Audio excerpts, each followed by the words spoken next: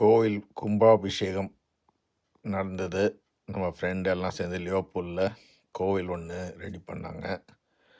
தமிழ் கம்யூனிட்டிலாம் சேர்ந்து. நான் 2 நாள் அங்கே போயிருந்தேன். இவர் நிரோஜன், இவர் தான் அழைச்சிருந்தார். இவர்தான் மற்ற இவங்க ஃப்ரெண்ட்ஸ் எல்லாம் சேர்ந்து ஒரு தமிழ் கம்யூனிட்டியோட ஒரு டெம்பிள் ஒன்று இது பண்ணாங்க.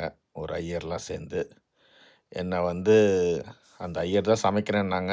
நான் உடனே சொன்னேன், நான் ரெசிபி சொல்கிறேன், பக்கத்தில் இருந்து யாராவது ஹெல்ப் பண்ணாங்க. 2-3 தம்பி, இந்த தம்பி தான் மெயினாக ஹெல்ப் பண்ணார் நேற்று. இன்னும் 2 பேர், சிவான்னு ஒருத்தர், ரவின்னு ஒருத்தர், பில்டர்ஸ் 2 பேர் இருந்தாங்க.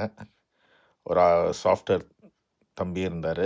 எல்லாம் சேர்ந்து நான் சொல்ல வெண்பொங்கலும் சாம்பாரும், நான் எதெல்லாம் சொல்கிறேன்னா கட் பண்ணுறதும், நான் போட சொல்லும்போது போடுறது, வதக்க சொல்லும்போது வதக்கிறது, எல்லாம் பக்காவாக பண்ணி கொடுத்தாங்க. எல்லாம் ரெடியாக க்ளீனாக பொங்கலும் சாம்பாரும் நேற்றுக்கு வந்தது. ஒரு 80 பேர் சாப்பிட்டாங்க. ஒரு 4-5 கிலோ 6 கிலோக்கு ரைஸ்க்கு பொங்கல் போட்டோம். பெரிய அண்டி ஃபுல்லாக சாம்பார் செய்து கொடுத்தேன். எல்லாம் திருப்தியாக சாப்பிட்டாங்க. இன்றைக்கி சாம்பார் சாதம், ரைஸு, அப்பளம் செய்து கொடுத்தோம். இன்றைக்கும் அதே மாதிரி ஒரு குரூப் ஹெல்ப் பண்ணி கொடுத்தாங்க. நான் சொல்ல எல்லாம் செய்தாங்க.